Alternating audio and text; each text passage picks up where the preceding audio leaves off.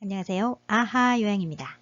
이번 시간에는 제39회 요양보호사 자격시험 대비 37탄 제38회 요양보호사 시험 기출문제 분석 필기 오후 시험 문제 해설을 하도록 하겠습니다.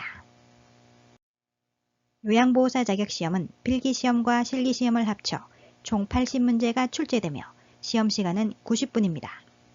필기시험은 1번부터 35번까지 35문제 중 21문제 이상을 맞아야 합격입니다. 실기시험은 36번에서 80번까지 45문제 중 27문제 이상을 맞아야 합격입니다. 필기도구 준비하시고요. 필기시험 35문제 시작합니다. 긴장하시고 풀어보세요. 문제풀이 시작!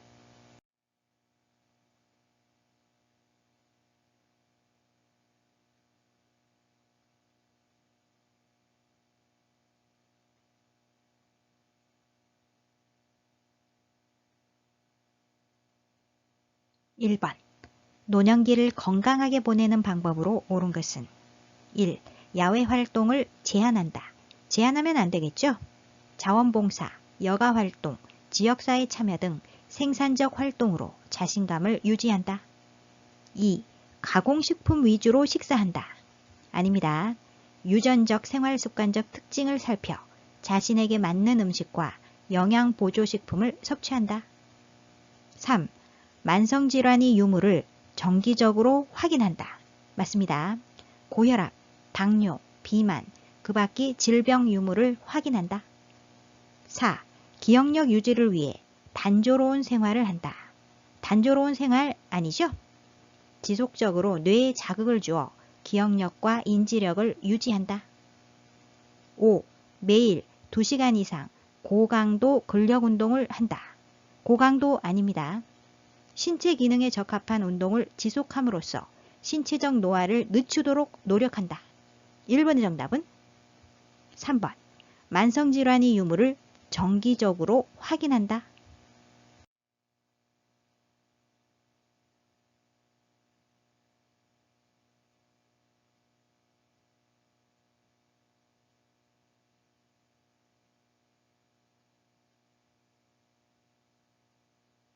2번. 노년기 특성으로 옳은 것은 노년기 특성에는 세 가지가 있습니다. 첫 번째, 신체적 특성, 신체적 특성. 두 번째, 심리적 특성, 심리적 특성. 세 번째, 사회적 특성, 사회적 특성. 세 가지가 있습니다. 신체적 특성에는 5가지가 있는데요. 첫 번째, 세포의 노화, 세포의 노화. 두 번째, 면역 능력이 저하, 면역 능력의 저하. 세 번째, 잔존 능력이 저하, 잔존 능력의 저하. 네 번째, 회복 능력이 저하, 회복 능력의 저하. 마지막 5번째, 비가역적 진행이 있습니다. 비가역적 진행. 5가지는 신체적 특성이고요. 심리적 특성에는 8가지가 있습니다. 첫 번째, 우울증 경향이 증가, 우울증 경향의 증가. 두 번째, 내향성이 증가, 내향성의 증가. 세 번째, 조심성이 증가, 조심성의 증가. 네 번째, 경직성이 증가, 경직성의 증가. 5번째, 생에 대한 회고의 경향, 생에 대한 회고의 경향. 6번째, 친근한 사물에 대한 애착심, 친근한 사물에 대한 애착심, 애착심. 7번째, 유산을 남기려는 경향, 유산을 남기려는 경향. 마지막 8번째, 의존성이 증가, 의존성의 증가가 있습니다. 심리적 특성 8가지고요. 마지막 사회적 특성에는 4가지가 있습니다. 첫 번째, 역할 상실. 역할 상실. 두 번째, 경제적 빈곤. 경제적 빈곤. 세 번째, 유대감의 상실. 유대감의 상실.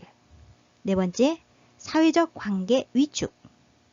사회적 관계 위축. 4가지가 있습니다. 1번, 외향성 감소. 외향성 감소. 심리적 특성에 2번 보시면 내향성이 증가라고 되어 있죠. 내향성이 증가는 바로 외향성 감소입니다. 외향성 감소 정답이고요. 2번, 의존성 감소. 의존성 감소. 심리적 특성 8번 보시면 의존성이 증가지요. 감소가 아니고 증가입니다. 3. 조심성 감소. 심리적 특성 3번 보시면 조심성이 증가입니다. 감소가 아니고 조심성 증가. 4. 가족 내 역할 증가. 사회적 특성 1번 보시면 역할 상실이지요. 가족 내 역할 증가가 아니고 상실. 5번, 사회적 관계망 확대. 사회적 특성 4번 보시면 사회적 관계 위축이지요. 확대 아니고 사회적 관계망 위축입니다. 이번의 정답은 1번, 외향성 감소.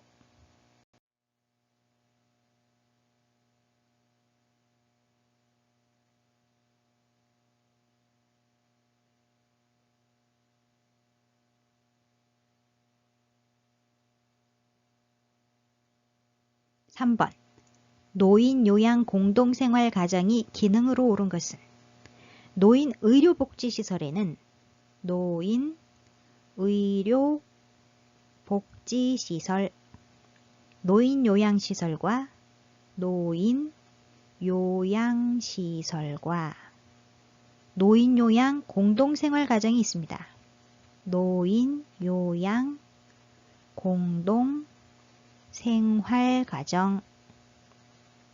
노인 요양시설은 치매, 중풍 등 노인성 질환 등으로 심신에 상당한 장애가 발생하여 도움이 필요한 노인을 입소시켜 급식, 요양과 그 밖의 일상생활에 필요한 편의를 제공하는 시설을 말합니다. 입소자 10인 이상이 시설이지요. 입소자 10인 이상의 시설을 말합니다. 노인요양 공동생활가정은 치매, 중풍 등 노인성 질환 등으로 심신에 상당한 장애가 발생하여 도움이 필요한 노인에게 가정과 같은 주거 여건과 급식, 요양, 그 밖의 일상생활에 필요한 편의를 제공하는 시설을 말합니다. 입소자 9인 이내 시설을 말하죠. 입소자 9인 이내 시설. 질문에서는 노인 요양 공동생활 가정에 대해서 묻고 있죠. 노인 요양 공동생활 가정. 1번, 노인 일자리 제공. 노인 일자리 제공은 노인 일자리 지원 기관에서 합니다. 노인 일자리 지원 기관. 노인 일자리 지원 기관은 지역사회 등에서 노인 일자리 개발, 지원, 창업, 육성 및 노인에 의한 재화의 생산, 판매 등을 직접 담당하는 기관을 말하죠. 2번, 성년 후견 사업 시행은 법률기관에서 합니다. 법률기관. 3번, 치매노인 등록 관리는 치매안심센터에서 합니다. 치매안심센터. 4번, 지역사회 독거노인 실태조사는 독거노인 보호사업에서 하지요. 독거노인 보호사업. 5번, 친숙한 주거여건과 급식 제공은 여기에서 친숙한이란 말은 가정과 같다는 얘기죠. 노인 요양 공동생활 가정에서 합니다. 노인 요양 공동생활 가정. 노인 요양 공동생활 가정은 치매, 중풍 등 노인성 질환 등으로 심신에 상당한 장애가 발생하여 도움이 필요한 노인에게 가정과 같은 주거 여건과 급식, 요양, 그 밖에 일상생활에 필요한 편의를 제공하는 시설을 말합니다. 3번의 정답은 5번 친숙한 주거 여건과 급식 제공.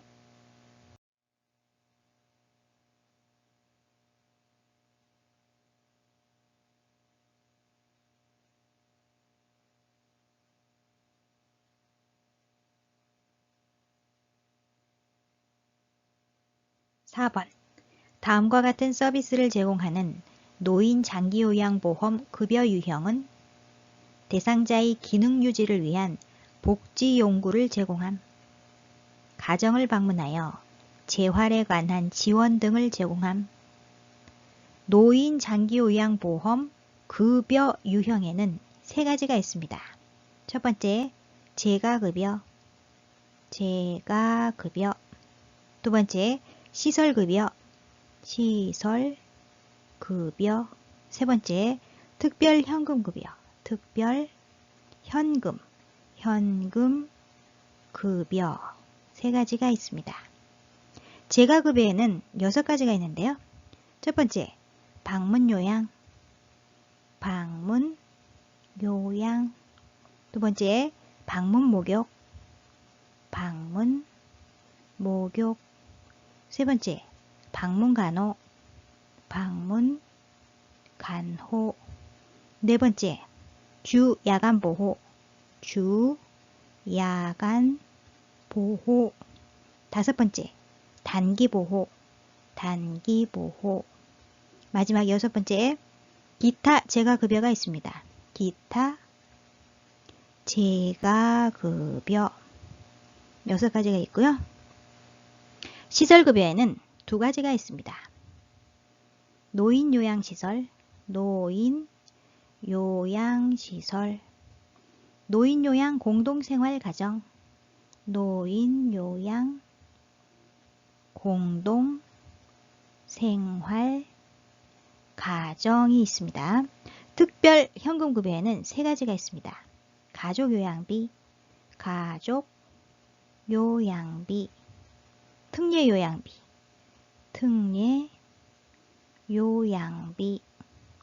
요양병원 간병비가 있습니다. 요양병원 간병비 3가지가 있습니다. 지문에서 가정을 방문한다 그랬죠? 가정을 방문하는 것은 재가급여 중 방문요양, 방문목욕, 방문간호, 그리고 6번에 기타 재가급여가 가정을 방문합니다. 복지 용구를 제공하는 것은 기타 재가급여입니다. 재활에 관한 지원 등을 하는 것도 기타 재가급여입니다. 기타 재가급여란 수급자의 일상생활, 신체활동 지원 및 인지기능의 유지 향상에 필요한 용구를 제공하거나 가정을 방문하여 재활에 관한 지원 등을 제공하는 장교양급여로서 대통령령으로 정하는 것을 말합니다. 따라서 4번의 정답은 기타 재가급여죠? 3번 기타 재가급여.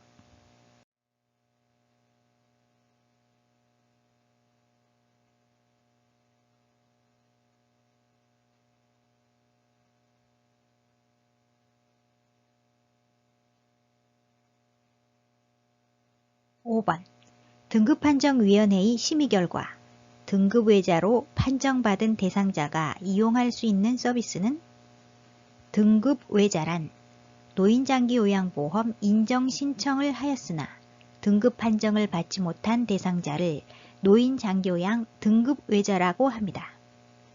이용할 수 있는 서비스는 서비스가 필요한 등급외자에게 노인 돌봄 기본 서비스, 노인 돌봄 기본 서비스, 노인 돌봄 종합 서비스, 노인 돌봄 종합 서비스, 노인복지관 및 노인복지관 및 사회복지관 서비스, 사회복지관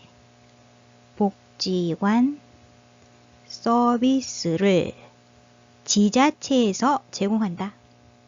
1번 노인복지관, 노인복지관 맞습니다. 2. 방문 간호 아닙니다. 3. 방문 목욕 아니고요. 4. 방문 요양 아니죠? 5. 노인 요양시설 아닙니다. 5번의 정답은 1번 노인복지관.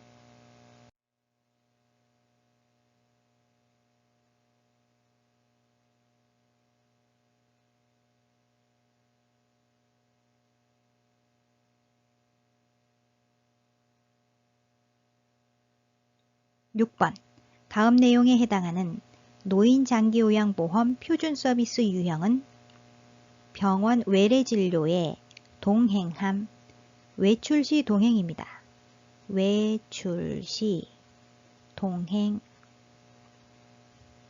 대상자를 대신하여 공과금을 납부함, 일상업무 대행입니다. 일상업무 대행. 1번 정서지원 서비스. 정서지원 서비스에는 세 가지가 있습니다. 첫 번째, 말벗 격려 위로, 말벗 격려 위로. 두 번째, 생활상담, 생활상담. 세 번째, 의사소통 도움, 의사소통 도움. 세 가지가 있습니다.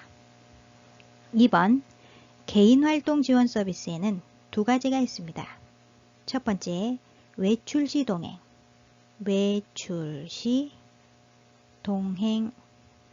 두 번째, 일상 업무 대행이 있습니다. 일상 업무 대행이 있습니다. 정답이죠? 2번 개인활동 지원 서비스고요. 3번 일상생활 지원 서비스에는 세 가지가 있습니다. 첫 번째, 취사, 취사. 두 번째, 청소 및 주변 정돈, 청소 및 주변 정돈. 세 번째, 세탁, 세탁. 4번 신체활동 지원 서비스에는 11가지가 있습니다. 첫 번째, 세면도움, 세면도움. 두 번째, 구강관리, 구강관리. 세 번째, 머리 감기기, 머리 감기기. 네 번째, 몸단장, 몸단장. 다섯 번째, 옷 갈아입히기, 옷 갈아입히기. 여섯 번째, 목욕도움, 목욕도움. 일곱 번째, 식사도움, 식사도움. 여덟 번째, 체위 변경, 체위 변경. 아홉 번째, 이동도움, 이동도움. 열 번째, 신체 기능이 유지 증진, 신체 기능의 유지 증진. 마지막 11번째, 화장실 이용 돕기, 화장실 이용 돕기가 있습니다. 신체활동 지원 서비스죠. 마지막 5번, 기능회복 훈련 서비스는 전문적인 교육과 훈련을 받고 자격을 갖춘 자가 제공해야 하므로 요양보호사의 업무에서 제외됩니다. 6번의 정답은 2번 개인활동 지원 서비스.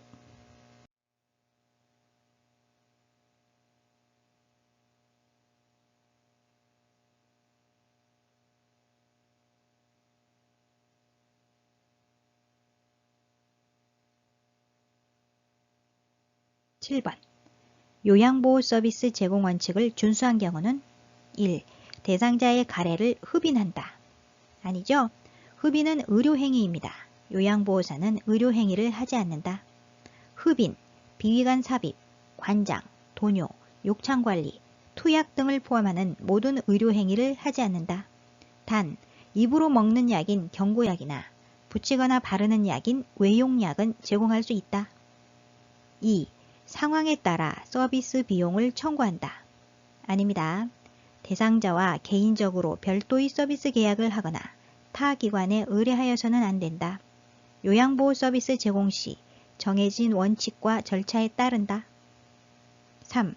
대상자의 선호보다 시설의 규칙을 우선시한다. 아니죠? 대상자 개인의 삶을 존중하며 본인 및 가족들로부터 대상자의 성격, 습관, 선호하는 서비스 등을 서비스 제공 개시 전에 반드시 확인하여 특별히 싫어하는 행동은 하지 않는다.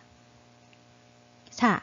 응급 상황에는 응급처치 우선순위에 따라 처치한다.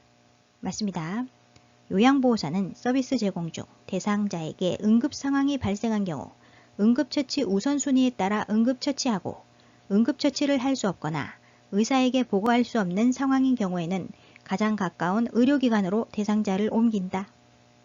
5. 대상자의 인지 능력이 악화되면 서비스를 종결한다. 아니죠? 대상자의 상태 변화 등으로 계획된 서비스 외에 서비스를 추가, 변경하거나 의료적 진단 등이 필요하다고 판단되는 경우 시설장 또는 관리 책임자에게 신속하게 보고한다. 7번의 정답은 4번. 응급 상황에는 응급처치 우선순위에 따라 처치한다.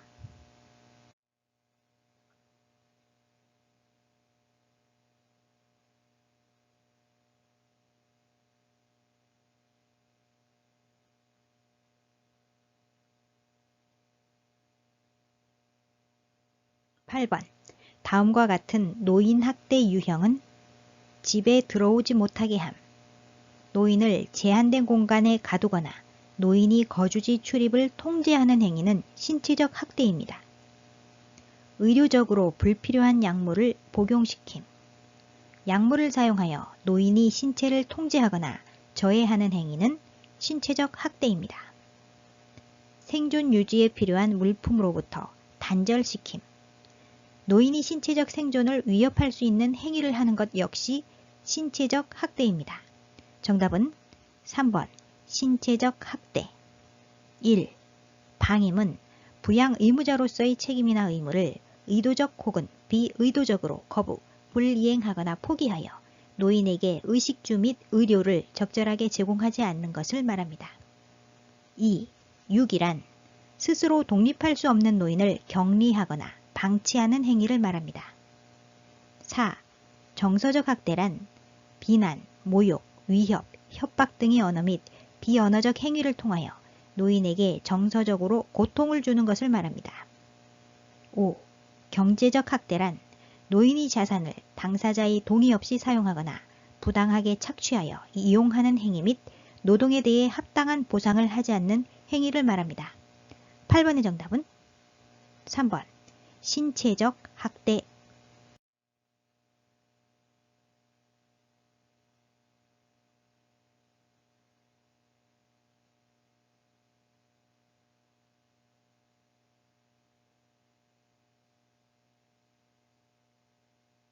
9번. 방문 요양 시 대상자의 팔다리에 타박상 흔적이 있고 학대가 의심될 때 대처 방법은 1. 노인보호 전문기관에 신고한다. 맞습니다. 요양보호사가 직무상 노인 학대를 알게 된 때에는 즉시 노인보호 전문기관 또는 수사기관에 신고할 것을 의무화하고 있다. 신고하지 않으면 500만 원 이하의 과태료를 물게 된다. 2.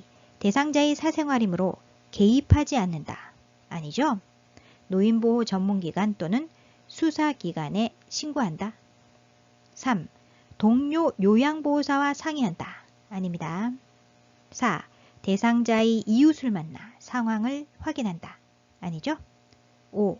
대상자에게 재발방지 교육을 한다. 아닙니다. 9번의 정답은 1번 노인보호 전문기관에 신고한다.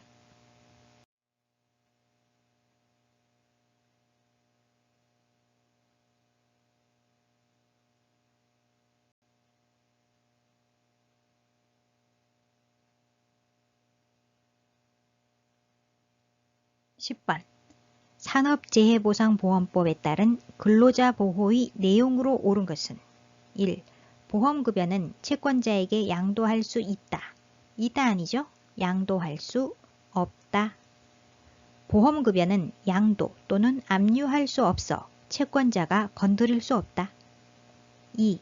보험급여를 받을 권리는 1년간 유효하다. 1년 아닙니다. 3년 혹은 5년간 유효하다. 보험급여를 받을 권리는 급여 내용에 따라 3년 혹은 5년간 유효하다. 3. 산업재해를 당했다는 이유로 해고할 수 없다. 맞습니다. 산재요양으로 휴업하는 기간과 치료를 종결한 후 30일간은 해고하지 못하도록 되어 있으며 요양이 끝난 30일 이후에 해고할 경우 해고 및 정리해고의 요건을 충족해야 한다. 4. 보험급여는 조세로 적용되어 세금을 부과한다. 아닙니다. 세금을 떼지 않는다. 보험급여는 조세 및 기타 공과금 부과가 면제되어 세금을 떼지 않는다. 5. 사업장이 폐업된 경우는 장애급여를 받지 못한다. 아닙니다. 사업장이 폐업된 경우도 장애급여를 받을 수 있다. 받을 수 있다. 산재로 요양 중에 퇴직하거나 사업장이 부도, 폐업하여 없어진 경우에도 재요양, 휴업급여, 장애급여 지급에는 지장받지 않는다. 10번의 정답은 3번. 산업재해를 당했다는 이유로 해고할 수 없다.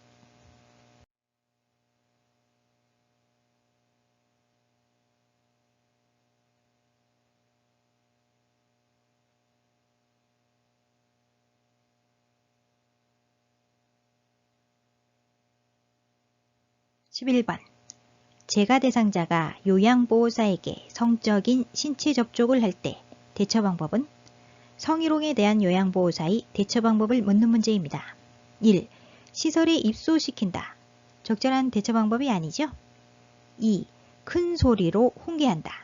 아닙니다. 3. 거부 의사를 분명히 표현한다. 맞습니다. 감정적인 대응은 삼가고 단호히 거부 의사를 표현한다. 4. 신체 접촉을 하는 이유를 묻는다.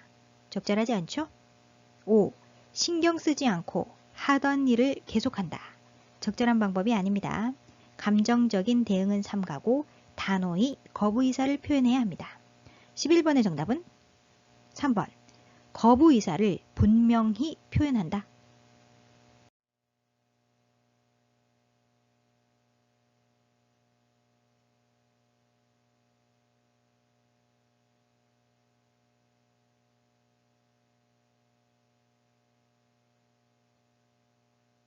12번. 요양보호사의 직업윤리 원칙에 맞는 행동은 1. 대상자의 사생활은 제한한다. 제한한다 아니죠?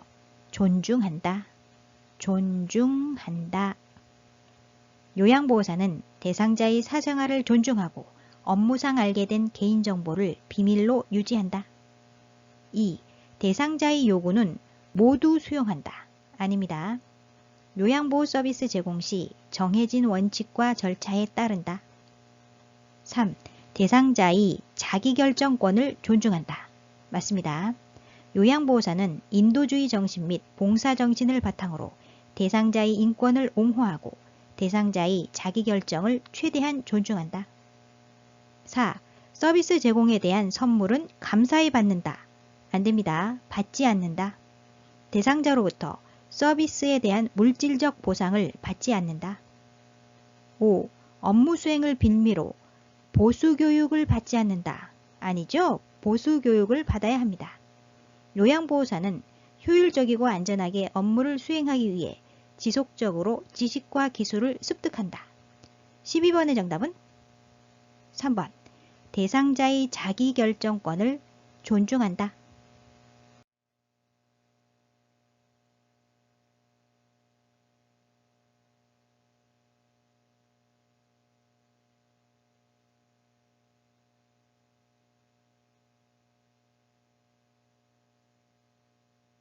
13번. 다음 상황에서 요양보호사의 대처 방법은 대상자, 짜증을 내며 매번 머리를 남자처럼 잘라놓아서 오늘은 절대 자르지 않을 거야. 요양보호사, 뭐라고 대답하면 좋을까요? 지문의 내용은 시설 생활 노인 권리 보호를 위한 윤리 강령 중 개별화된 서비스를 제공받고 선택할 권리에 위배된 내용입니다. 개인 생활 방식인 머리 모양, 의복 등을 선택하거나 결정할 수 있는 권리를 보장해야 한다는 내용이 들어가야 합니다. 1. 딸에게 와서 자르라고 할까요? 적절하지 않죠? 2. 제가 볼 때는 짧은 머리도 잘 어울리던데요. 대상자의 취향을 존중해줘야 합니다. 3. 그러면 좋아하는 머리핀으로 정리해 드릴까요? 적절하지요? 대상자가 좋아하는 머리 모양을 선택할 수 있도록 적절히 질문하고 있습니다. 4. 오늘 온 미용 자원봉사자는 잘하는 사람이에요. 아닙니다. 5. 시설에서 생활하려면 머리를 짧게 자르셔야 해요. 강요하면 안 되겠죠? 개인 생활 방식인 머리 모양을 선택하거나 결정할 수 있는 권리를 보장해야 합니다. 13번의 정답은 3번. 그러면 좋아하는 머리핀으로 정리해 드릴까요?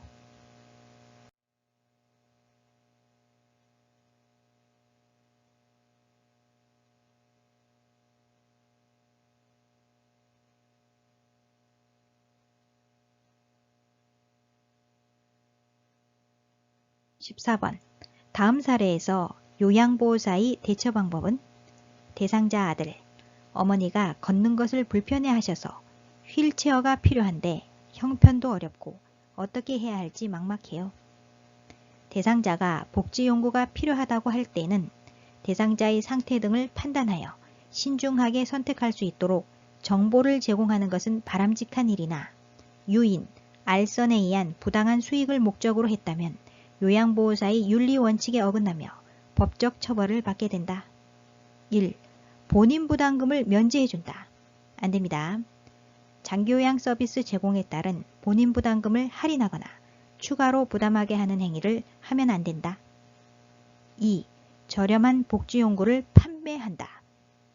복지용구를 직접 판매 또는 대여하거나 이를 알선하는 행위를 하면 안된다. 3. 가족요양 서비스를 권유한다. 안되죠? 등급 판정 또는 장기요양 인정 신청을 유도하는 행위를 하지 않는다. 4. 이용할 수 있는 서비스를 알려준다. 정보 제공이죠? 할 수 있습니다. 정보를 제공하는 것은 할 수 있다. 5. 휠체어 대신 보행보조차를 사서 준다. 아니죠? 전문가의 진단이 필요한 사항은 요양보호사가 판단, 조언하지 말아야 한다. 시설장 또는 관리 책임자에게 보고하여 전문가와 상담할 수 있도록 연계한다. 14번의 정답은 4번. 이용할 수 있는 서비스를 알려준다.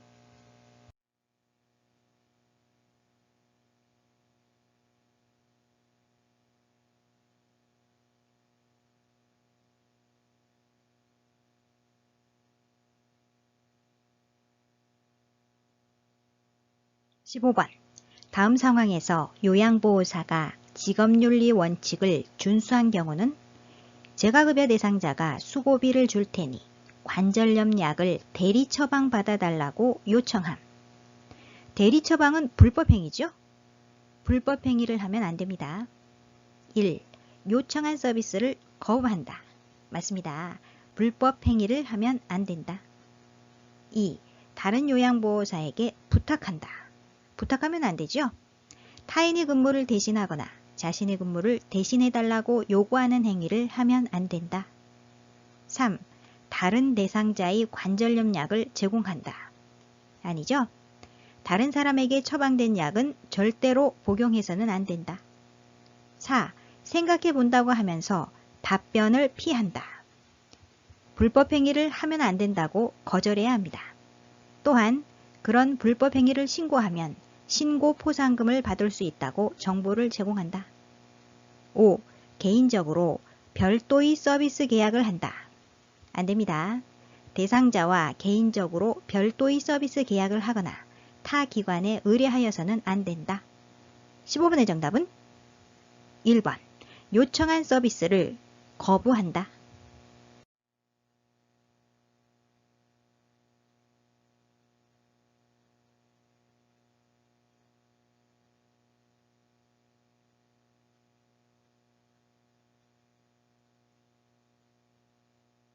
16번. 손목이 삐어 부종이 발생한 직후 초기 관리 방법으로 옳은 것은 초기 치료는 손상 후 24시간에서 72시간에 치료하는 것이다. 1. 손상 부위 압박. 맞습니다.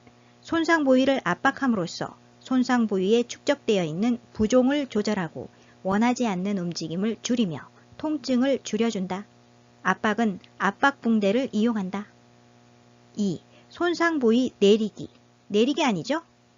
올리기. 손상 부위를 심장보다 높게 올리는 것은 혈액을 심장으로 되돌리는 데 도움을 주어 부종을 줄여준다. 3. 손상 부위 스트레칭. 스트레칭 아닙니다. 휴식이 필요하죠? 외상을 조절하고 추가적인 조직 손상을 막기 위해서는 휴식이 필요하다. 4. 고주파 요법 아닙니다. 냉찜질, 냉찜질.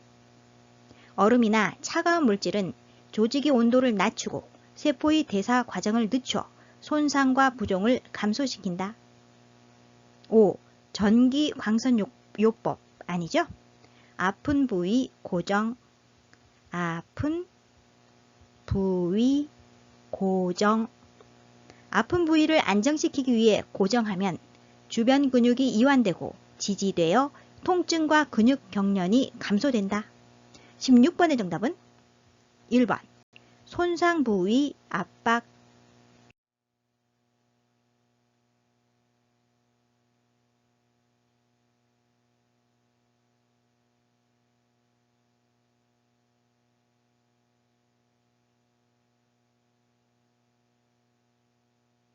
17번.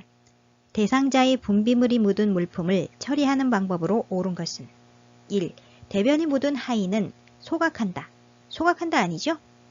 배설물이 묻은 의류나 물건을 따로 세탁하거나 씻는다. 2. 혈액이 묻은 침구는 삶은 후 찬물에 헹군다. 아닙니다. 혈액이 묻은 침구는 찬물로 닦고 더운 물로 헹군다. 3. 가래가 묻은 상의는 소독용 알코올로 세탁한다. 아니죠? 혈액이나 체액이 묻었을 때 찬물로 닦고 더운 물로 헹구며 필요시 소독해야 한다. 4. 분비물이 묻은 침구는 일반 세탁물과 함께 세탁한다. 함께 아니죠? 따로 세탁한다. 5. 가래가 담긴 흡인병은 분비물을 버리고 1일 1회 이상 닦는다. 맞습니다. 17번의 정답은 5번. 가래가 담긴 흡인병은 분비물을 버리고 1일 1회 이상 닦는다.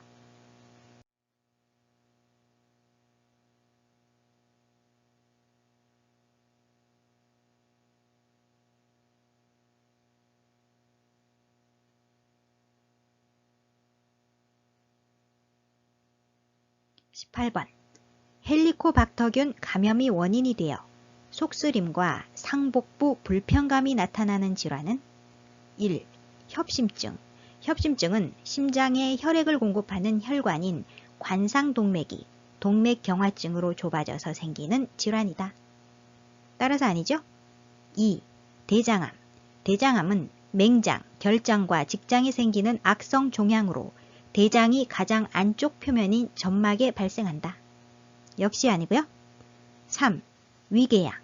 위궤양은 위벽이 점막뿐만 아니라 근육층까지 손상된 위장병이다. 관련 요인으로는 첫 번째, 잘못된 식습관으로 인한 위점막 손상. 두 번째, 스트레스. 세 번째, 담배, 알코올, 커피로 인한 위자극. 네 번째, 해열제, 진통제, 소염제의 잦은 사용으로 인한 위자극.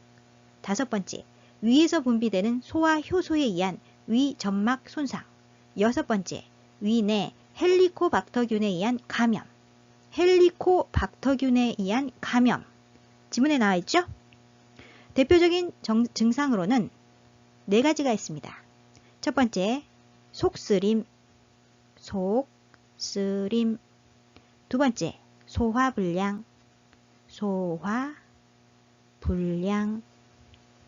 세 번째, 새벽 1,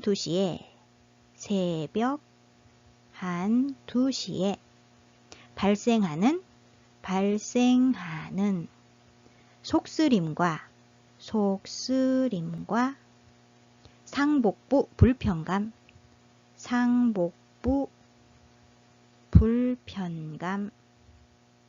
속쓰림과 상복부 불편감. 질문에 나와 있죠? 4번째, 심한 경우 위출혈, 위천공, 위협착이 나타나게 됩니다. 위궤양이 증상이지요. 정답은 3번이고요. 4. 담석증. 담석증은 담낭이나 담도에 결석이 형성되는 질환이다. 아니죠? 5. 췌장염. 췌장염은 췌장 효소에 의해 췌장 분비샘이 파괴되거나 췌장에 국소적 혹은 전체적으로 염증이 발생하는 질환을 의미한다. 아니고요. 18번의 정답은 3번. 위궤양.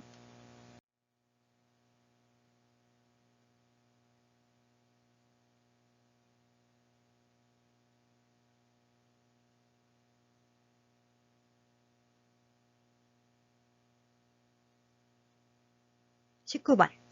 노화에 따른 호흡기계 변화로 옳은 것은 1. 섬모운동 감소. 맞습니다. 기침 반사와 섬모운동 저하로 미세물질들을 걸러내지 못한다. 2. 기관지내 분비물 감소. 감소 아니죠? 기관지내 분비물 증가. 기관지내 분비물이 증가되어 호흡기계 감염이 쉽게 발생한다. 3. 폐활량 증가. 증가 아닙니다. 폐활량 감소. 폐포의 탄력성 저하, 폐순환량 감소로 폐활량이 줄어들어 쉽게 숨이 찬다. 4. 기침 반사 증가. 증가 아니죠? 기침 반사 저하. 기침 반사와 섬모운동 저하로 미세물질들을 걸러내지 못한다. 5. 호흡근의 근력 증가. 증가 아닙니다. 호흡근의 근력 약화. 호흡 근육이 위축과 근력이 약화로 호흡 증가 시 피로해지기 쉽다. 19번의 정답은 1번. 섬모운동 감소.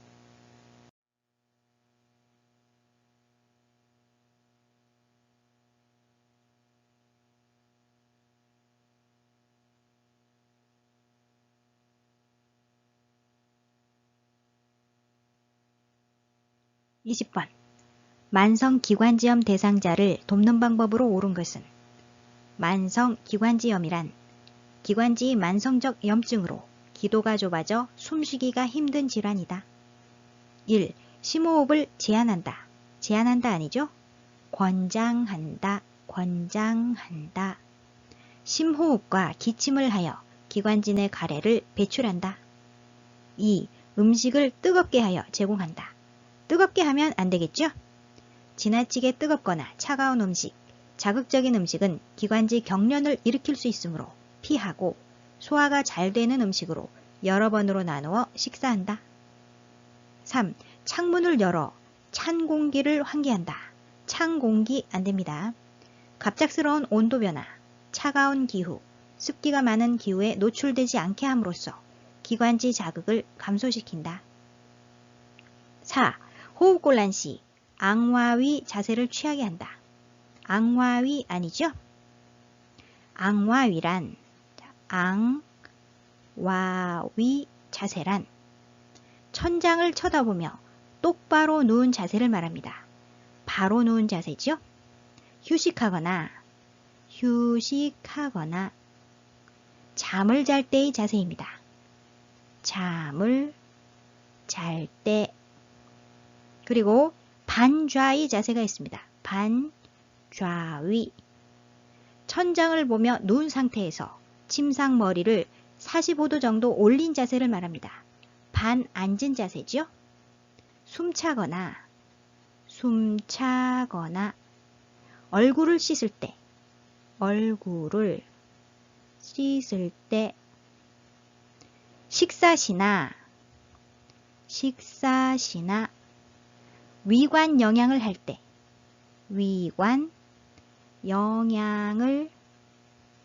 할 때의 자세입니다. 자, 숨차거나 나와 있죠? 호흡 곤란시입니다. 따라서 앙와이가 아니고 반좌위 자세를 취하죠? 반좌위. 호흡 곤란시 반좌위 자세를 취하게 한다. 5.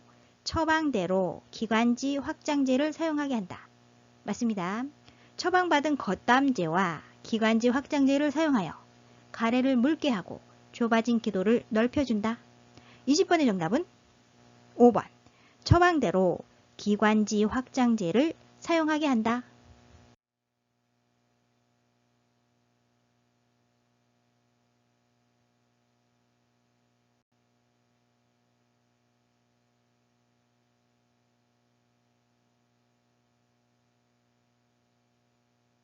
21번. 관상동맥이 좁아져 심장에 산소 공급이 충분하지 못할 때 나타나는 특징적인 증상은? 관상동맥 질환이 나타나겠죠? 관상동맥 질환. 대표적인 관상동맥 질환으로는 협심증, 심근경색 등이 있습니다. 심근경색 등이 있다. 증상으로는 흉통, 가슴 부위에 나타나는 통증을 의미합니다. 압박감, 조이는 듯한 느낌이 증상, 조이는 듯한 느낌의 증상이 나타난다. 1. 두통 아니죠? 2. 흉통 맞습니다. 정답은 2번이고요. 3. 요통 아닙니다. 4. 신경통 아니고요. 5. 하복부 통증 아니죠? 21번의 정답은 2번 흉통.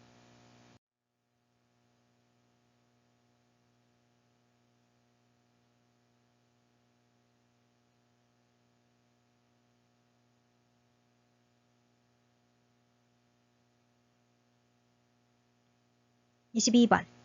골다공증을 예방하는 방법으로 옳은 것은? 골다공증이란 뼈세포가 상실되고 골 밀도가 낮아져 골절이 발생하기 쉬운 상태이다. 1. 자외선 차단 아니죠? 자외선 쬐기. 오전 10시에서 오후 2시까지 강렬한 자외선은 피하고 그 시간 전후로 해서 주 2, 3회 정도 팔, 다리 등에 30분에서 1시간 정도의 자외선을 쬐면 충분한 양의 비타민 D를 합성할 수 있다. 2. 저체중 유지. 저체중 아니고요. 적당한 체중 유지.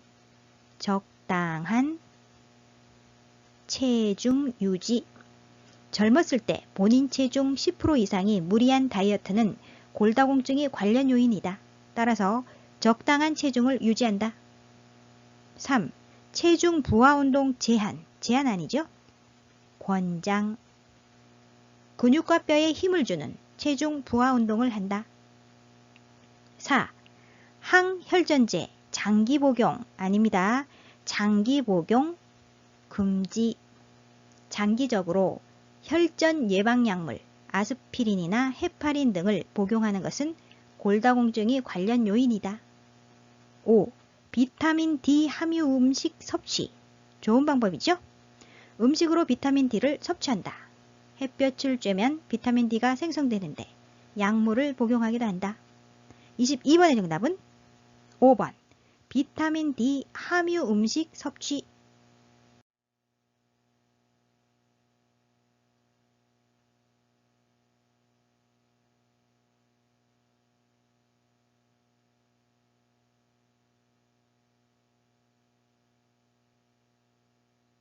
23번.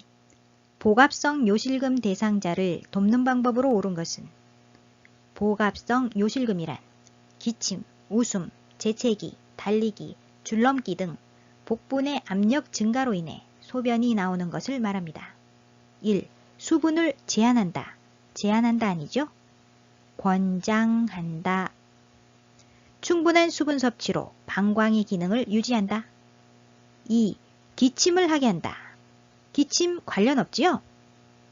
복압성 요실금과는 관련 없습니다. 오히려 만성 기관지염 대상자에게 관련이 있죠?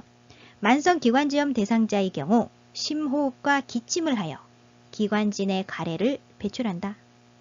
3. 변비를 예방하게 한다. 좋은 방법이죠? 변비는 요실금이 관련 요인입니다. 따라서 식이섬유소가 풍부한 채소와 과일 섭취로 변비를 예방한다. 4. 매일 줄넘기를 하게 한다. 줄넘기는 복분의 압력을 증가시켜 소변이 나오게 하죠. 따라서 좋지 않고요. 골반 근육 강화 운동을 하는 게 좋습니다. 5. 카페인 음료를 마시게 한다. 카페인 음료 아니고요. 수분 섭취를 충분히 한다. 23번의 정답은 3번. 변비를 예방하게 한다.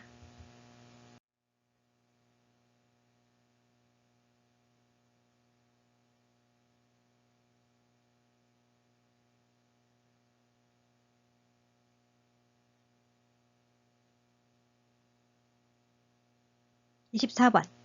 욕창 발생 위험이 가장 높은 대상자는 욕창이란 병상에 오래 누워있는 대상자의 후두부, 등, 허리, 어깨, 팔꿈치, 발 뒤꿈치 등 바닥면과 접촉되는 피부가 혈액을 공급받지 못해서 괴사되는 상태이다. 1. 걷기를 즐기는 과체중 대상자. 걸을 수 있으면 욕창 발생 위험이 적겠죠? 2. 지팡이를 짚고 걷는 파킨슨병 대상자. 역시 걸을 수 있습니다. 3. 체중 부하 운동이 어려운 관절염 대상자. 병상에 오래 누워있는 대상자가 아니죠? 따라서 욕창 발생 위험이 가장 높지는 않습니다. 4. 체위 변경이 어려운 척수 장애 대상자. 맞습니다. 뇌척수 신경이 장애로 인한 체위 변경이 어려움이 욕창이 관련 요인이다. 5. 보조기구를 사용하여 산책하는 편마비 대상자. 걸을 수 있지요? 따라서 아니고요. 24번의 정답은 4번. 체위 변경이 어려운 척수 장애 대상자.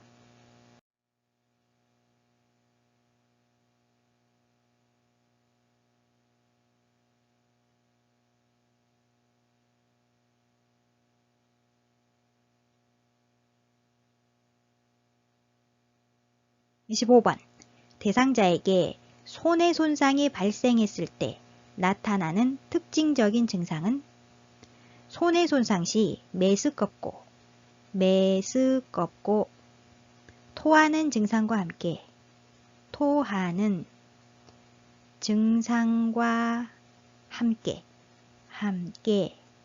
몸이 불균형을 보인다. 몸이 불균형을 보인다. 1번. 감정을 조절하지 못한다. 혈관성 치매의 증상이죠. 혈관성 치매. 정상적으로 생활하던 사람이 갑자기 동작이 서툴러지고 대소변을 못 가리며 감정 조절에 이상이 생기고 기억력, 계산력, 판단력 등 지적 능력이 감소하게 되면 혈관성 치매를 의심해 봐야 한다. 2. 인지 기능이 저하가 나타난다. 치매의 증상입니다. 3. 말의 내용을 이해하지 못한다. 좌뇌 손상이 증상입니다. 좌측뇌가 손상된 경우 우측 마비와 함께 말을 못하거나 남의 말을 이해하지 못하는 실어증이 발생한다. 4. 한 개의 물체가 두 개로 보인다. 뇌졸중으로 인한 시력장애인 복시 증상이죠. 5. 자세의 균형을 유지하지 못한다. 몸이 불균형 증상이죠. 손의 손상시 증상입니다. 질문에서 손의 손상이 발생했을 때 나타나는 특징적인 증상을 묻고 있죠. 따라서 25번의 정답은 5번. 자세의 균형을 유지하지 못한다.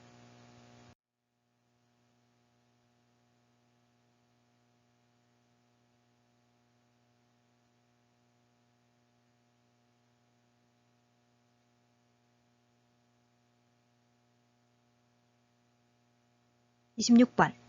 노화에 따른 감각기계 변화로 옳은 것은 1. 통증에 대한 민감성이 증가한다. 증가한다 아니죠? 감소된다.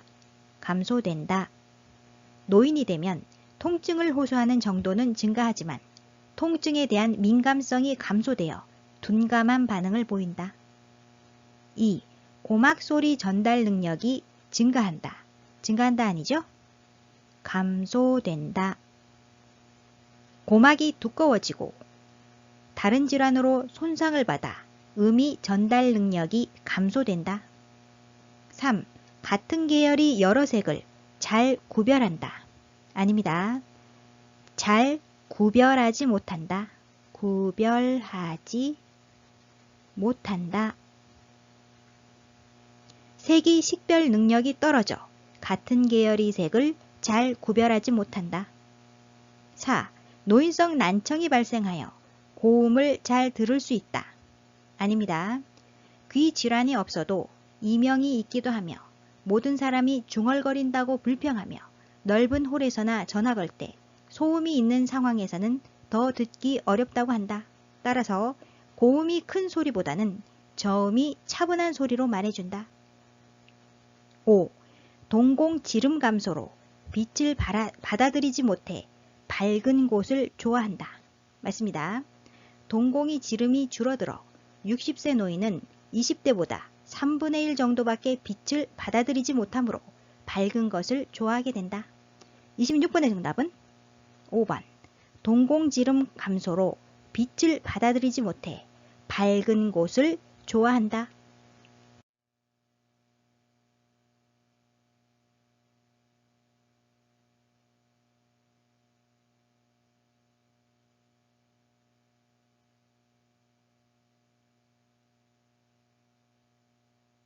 27번. 노화에 따른 내분비계 변화로 옳은 것은 1. 기초대사량 증가. 증가 아니죠? 기초대사량 감소. 근육질량이 감소되어 기초대사율이 감소된다. 2. 갑상샘 호르몬 증가.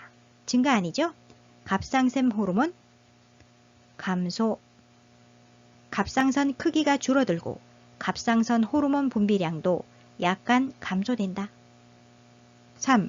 뇌하수체 크기 증가. 크기 증가 아니죠? 뇌하수체 변화가 크지 않다. 일반적으로 뇌하수체, 부신 등은 노화에 따른 변화가 크지 않지만 당대사 및 갑상선 분비 호르몬, 에스트로겐 분비는 노화에 따라 감소한다. 4. 인슐린 민감성 감소. 맞습니다. 포도당 대사 능력과 인슐린에 대한 민감성 감소로 쉽게 고혈당이 된다. 5. 공복 시 혈당 수치 감소. 감소 아니죠? 상승. 공복 혈당이 상승한다. 27번의 정답은 4번. 인슐린 민감성 감소.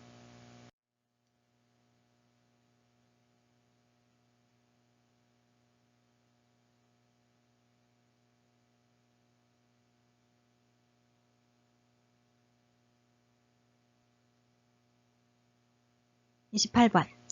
영양문제 발생 위험이 가장 높은 대상자는 1. 인지기능이 저하된 대상자. 맞습니다. 치매로 인한 인지기능이 저하로 음식을 과도하게 섭취하거나 반대로 식욕이 없어져 음식을 적게 섭취하는 영양상의 문제가 발생한다. 2. 배변 활동이 양호한 대상자. 양호한 아니죠? 배변 활동이 저하된 대상자. 3. 사회 활동이 활발한 대상자. 아닙니다. 사회 활동이 감소된 대상자.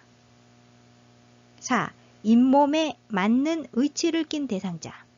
아니죠? 잇몸에 맞지 않는 의치를 낀 대상자. 5. 시력 교정용 안경을 쓴 대상자. 아닙니다. 시력 교정용 안경을 쓰지 않는 대상자는 영양문제 발생 위험이 크겠죠? 28번의 정답은 1번. 인지 기능이 저하된 대상자.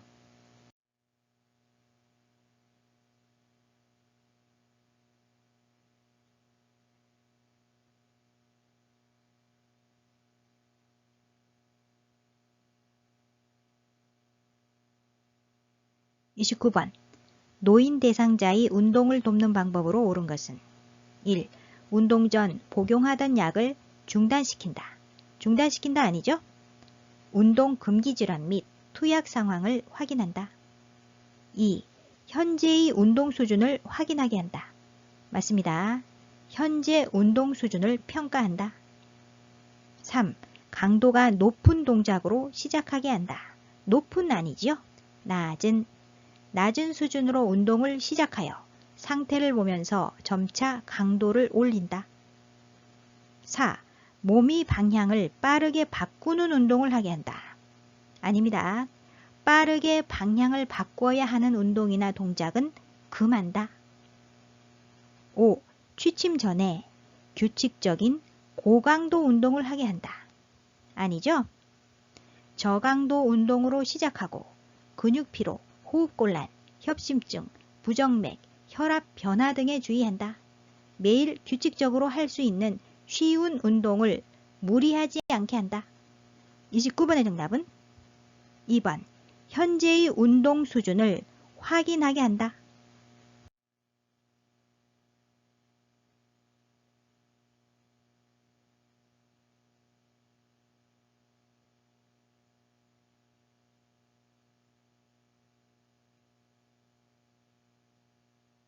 30번.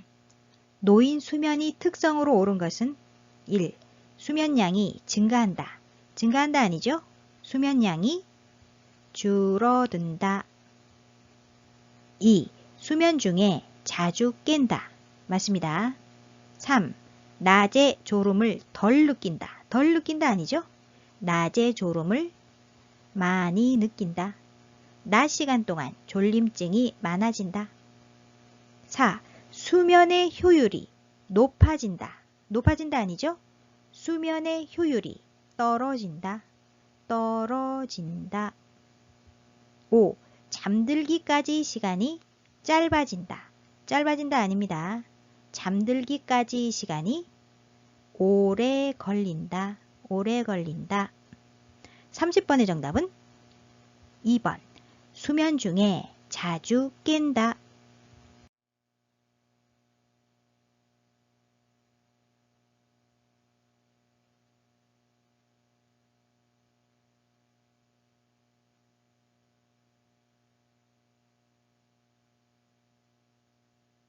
31번. 만 65세 이상 노인이 1회 기본접종 후 10년마다 추가로 받아야 하는 예방접종으로 묶인 것은 두 가지가 있습니다. 파상풍, 디프테리아,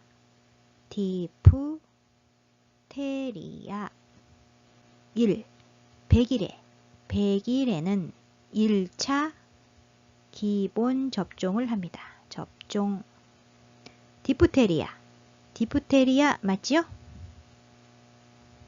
2번. 파상풍 맞습니다. 디프테리아 맞고요. 둘 다 맞아서 정답. 3번. 파상풍 맞고요. 인플루엔자는 독감이라고도 합니다. 독감. 매년 1회죠. 매년 1회. 인플루엔자, 독감은 매년 1회. 4. 폐렴구균 1회죠. 1회. 인플루엔자 매년 1회고요. 대상포진 1회입니다. 1회.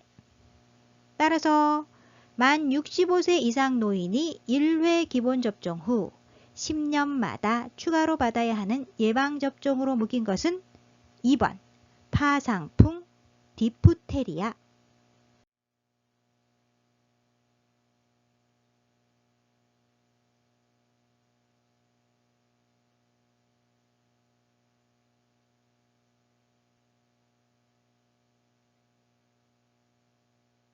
(32번) 요양보호 기록이 목적으로 옳은 것은 1.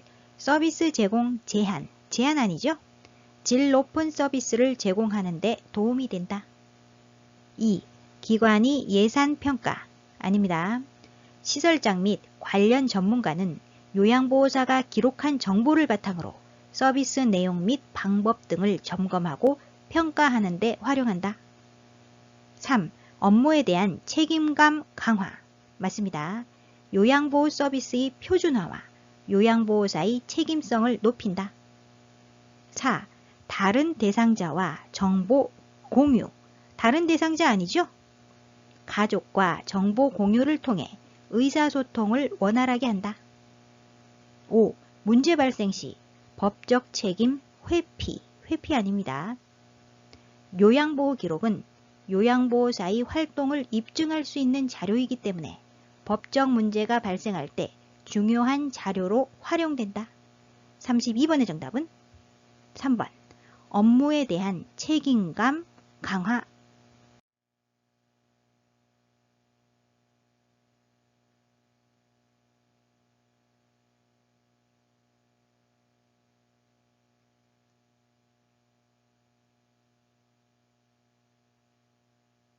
(33번) 요양보호 업무보고가 중요한 이유는 업무보고는 일상적인 담당 업무나 특별히 지시받은 업무에 대해 상사에게 경과나 결과를 알리는 것이다.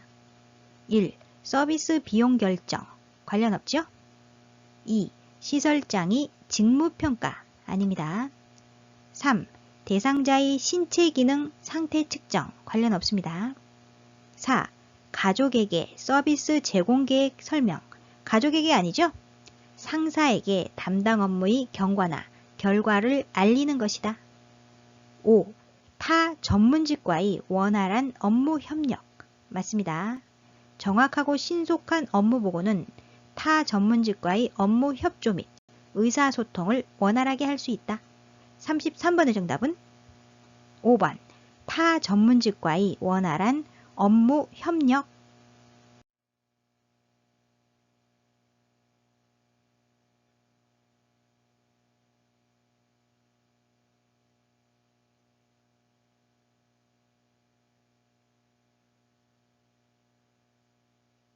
(34번) 임종 적응 단계 중 타협에 해당하는 대상자의 반응은 1. 하필 왜 내가 죽어야 해?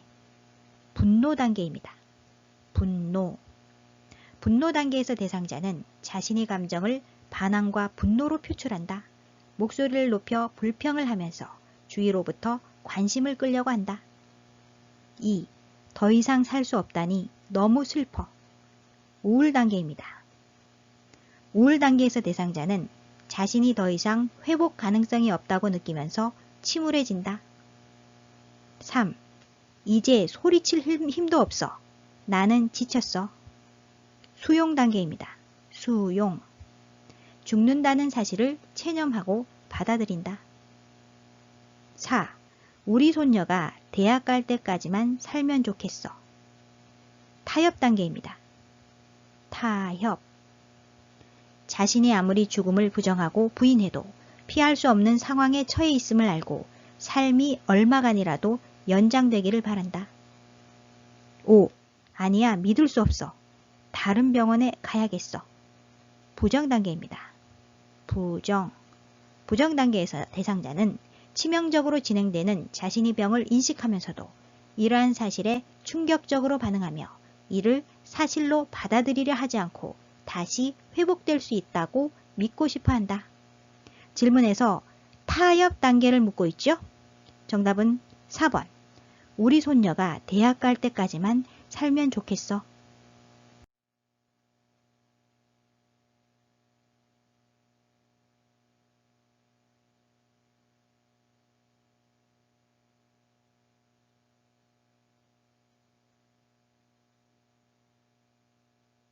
(35번) 임종 직후의 대상자를 돕는 방법으로 옳은 것은 1. 삽입된 튜브를 제거한다. 제거한다 아니죠? 튜브나 장치가 부착된 경우 간호사 등 의료인에게 제거해 줄 것을 의뢰한다. 2. 눈을 감지 않은 경우 그대로 둔다. 아니죠?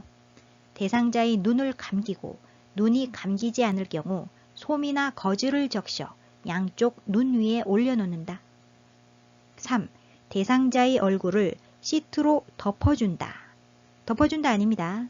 대상자의 시트가 얼굴을 덮지 않도록 어깨까지 덮는다. 4. 대상자가 있는 방의 조명을 꺼둔다. 꺼둔다 아니고요. 차분하게 조절한다. 방이 깨끗하게 정리되어 있는지 확인하고 조명을 차분하게 조절한다. 5. 베개로 머리와 어깨를 받쳐 올려준다. 맞습니다.